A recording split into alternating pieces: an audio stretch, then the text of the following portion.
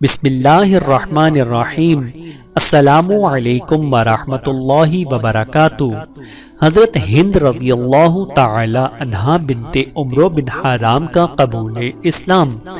حضرت ہند کا تعلق خزرج کی شاخ بنو سلمہ سے تھا اور ان کی شادی عمرو بن جموح سے ہوئی، جن کا شمار انصار کے جلیل القدر صحابہ میں ہوتا ہے، لیکن حضرت ہند کو تقدم فی الاسلام میں ان پر فضیلت حاصل ہے۔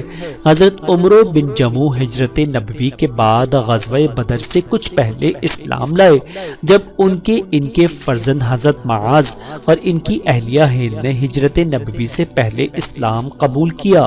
حضرت ہند بڑی راسخ العقیدہ مسلمان تھی اور ان کو حضور سے بے پناہ عقیدت و محبت تھی۔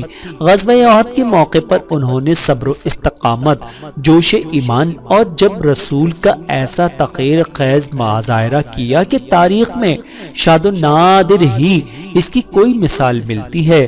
غزوہ احد میں حضرت ہند کے شوہر حضرت عمرو بن جموح، فرزند حضرت خلاد بن عمرو اور بھائی حضرت عبداللہ بن عمرو بن حرام تینوں نے مردانہ وار لڑ کر شہادت پائی۔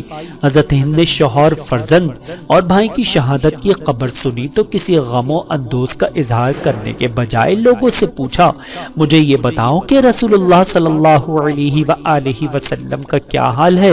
خدا نخواستہ ان کو تو کوئی زخم نہیں پہنچا۔ جب لوگوں نے بتایا کہ خدا کے فضل سے حضور بخیر ہیں تو ان کا چہرہ کھل اٹھا۔ آہستہ آہستہ میدان جنگ کی طرف روانہ ہوئی۔